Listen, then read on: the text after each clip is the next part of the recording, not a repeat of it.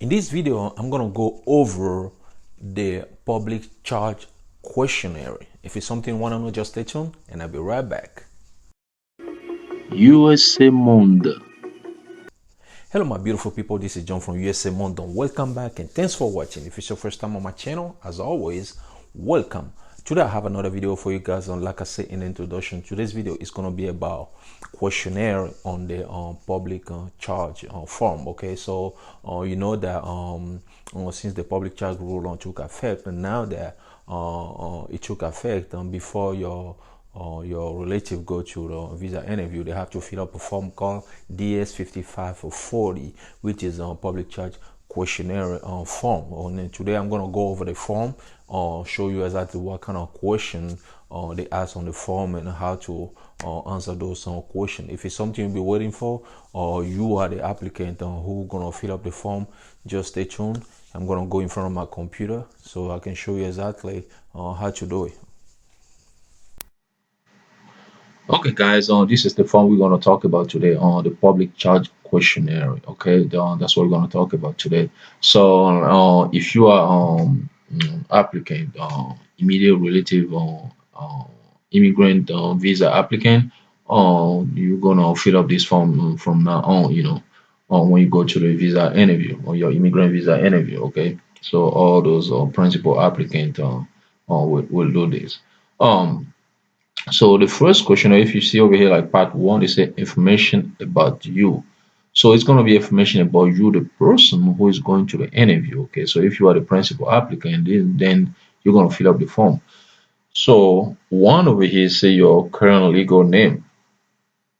Your current legal name, just basically your legal name you use, the one in your passport, on your card, and driver license and stuff like that. Okay, then you put your last name here, or your first name here, and then your middle name over here. Then from there you put your date of birth. So on question 3, the question is have you ever been to the United States before?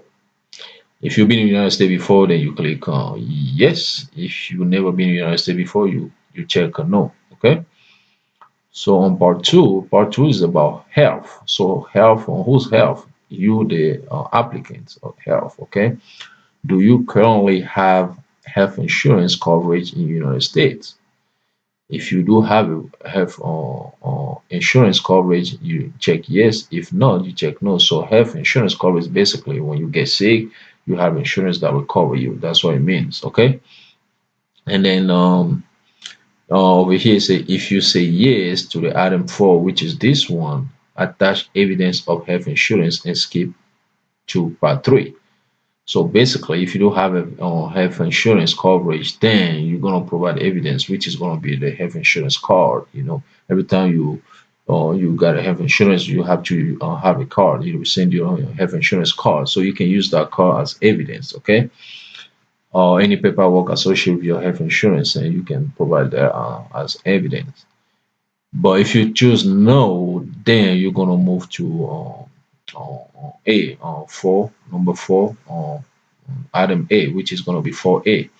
And this is the question: will you be covered by health insurance in the United States within 30 days of your entry into the United States? So basically, what they're asking you is that are you going to be coverage? Are you going to have a health insurance within 30 days once you enter United States of America? Okay, once you arrive to United States of America within 30 days, are you going to have a health insurance coverage?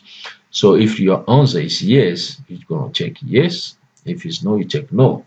So if you answer yes to item 1, identify the specific health insurance plan and the dates coverage will begin. So basically, if you do have a health insurance, then you have to choose on what kind of health insurance, what kind of plan and stuff like that. So every health insurance company have different plan. Okay. And if you're not sure about the plan, you can call the health insurance provider, and then they will explain it to you. Then you put a name here. Actually, list the expected member. So actually, over here, like I say, you just provide the information regarding the coverage and what day the coverage will begin. Maybe let's say we know what March now, you probably go to United States of America maybe beginning of April, and then your health coverage you probably start like end of April, stuff like that. And then you put that date over here. And then from there, what we're gonna do, we're gonna move to part three. So what part three is about is your household size. So how many people is in your household? So list the expected members of your household in United States of America. So you move into United States of America. How many people are you guys gonna be in that household? You're gonna be two, three, four, five. If yes, you just provide the name of those person or provide the age, your relationship with those person. Maybe one person is your sibling, your sister, or your brother. One person is your husband. One person is your child. Whatever you put a relationship to you here. And then current job, the job they have. If they don't have a job, a child, probably just put like student or scholar or whatever. Are they U.S. citizen? Yes or no? You answer those questions. Was he or she on active on duty other than training in the U.S. Armed Force or already reserve while receiving a public benefit? So if the person is in the army or is in a active duty, meaning that he's in military, then you have to provide that information, yes or no, or maybe um yeah, if the person is in the military, you have to put yeah, yes or no. Okay. Um, Let me see here. And then from there, we're going to move to part four. So, what part four is about? It's going too fast. So, part four is your asset, resources, and financial status. Okay. So, they want to know about that. The US government want to know about that. So, that's what we hear. They say on six, they say list below all the US federal tax return you have filed within the last 3 years and attach your IRS transcript or copy of the complete file tax return for your most recent US federal tax return. So if you've never been in the US before, so this word there's nothing you're gonna do here. You can just put like NN, which is non-applicable. But if you've been in the United States before, you work and you file tax and all that, so you have to provide those information here. The federal tax here, let's say it was you've been in the United States of America 2015, 16, 17, and you file your federal tax on 2016, 17, and 18. You provide those years. Did you file federal tax return? Excuse me, yes or no? You check the right answer. What was the gross income? Then you put it here. Okay. On seven, did you work United States of America last 2 years but not file a tax on US federal tax return? If you never file tax return but you do work United States of America while you were here, then you're gonna check yes. If not, then you check no. If it's yes, then you have to explain the reason why you didn't file your tax return. Okay. And then from there, we're going to move to eight, which is income. Okay. What is your current yearly compensation in the US dollar? So if you are, let's say, you are working, okay, you have to provide how much you make in dollar here, okay. Um, if you currently have a job awaiting your arrival in United States of America, who is the employer and what is the yearly compensation in USA? So if you have a job waiting for you, excuse me, if you have a job waiting for you, who is the employer? Let's say the employer is Bank of America or the employer is Walmart. You just put Walmart and how much you're gonna make a year. If it's 30,000 a year, 20,000 a year, you put that over here. So on AC, they say list below any income, not list above that will continue that you will continue to receive after your arrival in the United States of America. For example, rent, stock, dividend, foreign down pension, child support. Consular officer may request additional information or evidence for confirmation. Let's say you have a house in your home country, you rent, and while you're in the United States of America, you're still gonna get those rent, and you have to provide those information here, and then the proof of that information, okay? And then you put like what type of income, which is a rent. You put rent. How often do you receive on this income? Like every month or every year? How much is gonna be? That's what you're gonna put here, okay? So over here on nine, so it lists the asset available to you in the table below. For example, cash asset may include check and saving account. Non-cash asset may include equity or real estate, annuity, security, stuff like that. So if you have asset, let's say you have a property, like I say, you have a house back home, how much it would be uh, the asset available to you. What kind of asset is it? If it's a house and you put a house here, location of the asset, if it's your home country, maybe it's France, you put it here, and how much is the asset in dollar? Okay, the valuation you put in dollar here.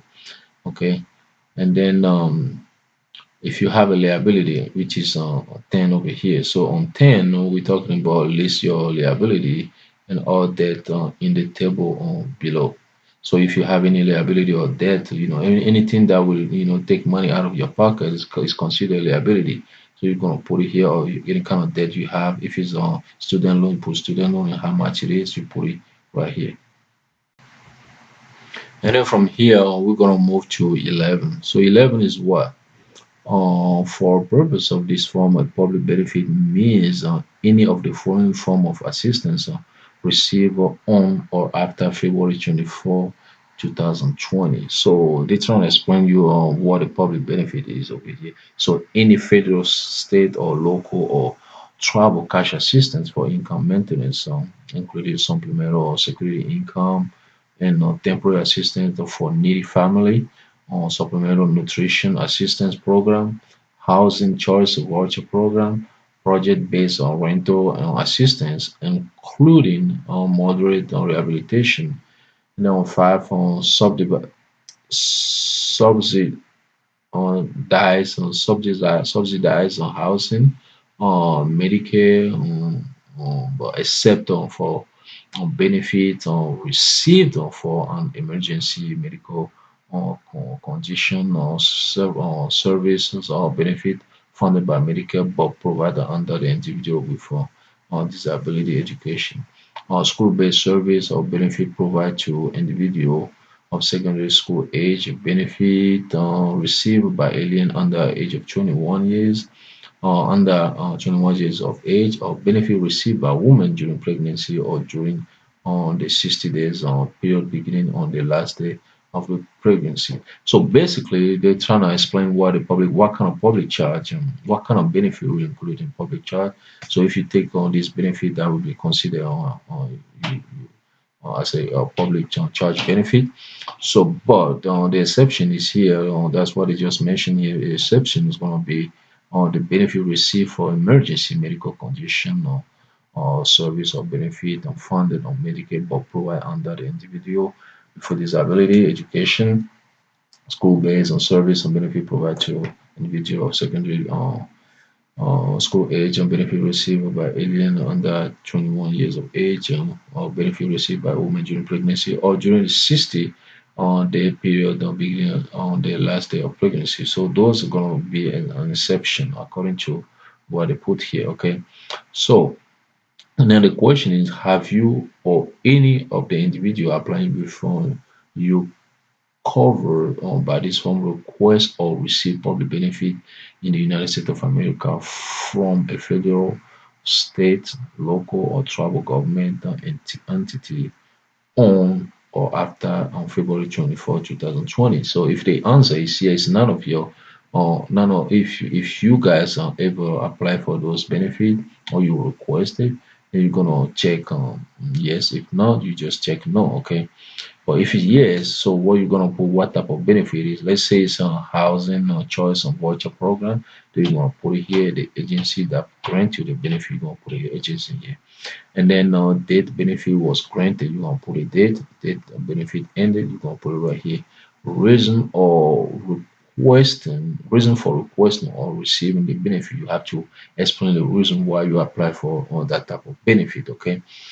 And then over here on 11B, if you got more than two, three benefits, then you're gonna list them over here. And then from there, we're gonna move to 12. So what 12 is about? On 12, they say if you or your family request or receive a public benefit where you or your family member exempt from a public charge during that period. So if you are exempt, meaning that you are not um, some people who won't be considered on public charge when you take that benefit, when you exempt from that. So if that was yes, you did it because you are not considered as a public charge, maybe based on different criteria. Then if that was the case, you're gonna check yes. If not, if you took it, but you were not exempt, meaning that you are not somebody who can take a public charge, but it's okay, then you're gonna be no.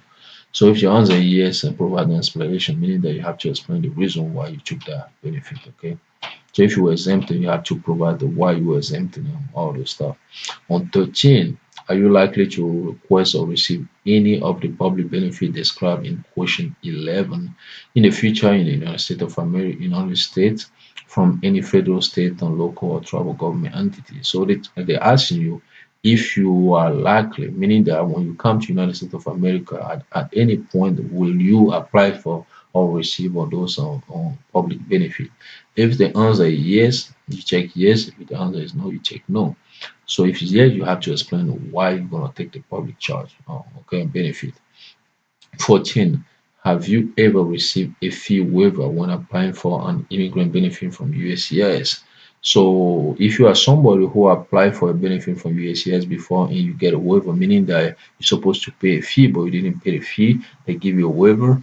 Like some form USCIS form, they can waive the fee for you, so you can apply for, or you can fill up the form and apply for it. So if that was the case, you never been in that situation, then you're gonna check yes. If no, you check no.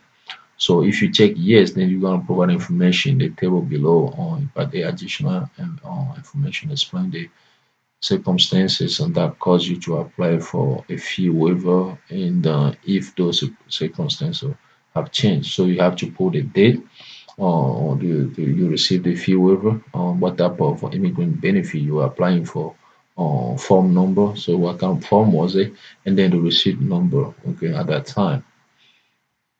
Then from there, we're going to move to part five. And part five is about education, your education and skills. What kind of education and skills do you have? Or have you granted a high school or earned a high school equivalent diploma? If yes, you check yes. If no, if you answer no, then list the highest grade completed. So if you're somebody who ever never get a high school diploma, you click no.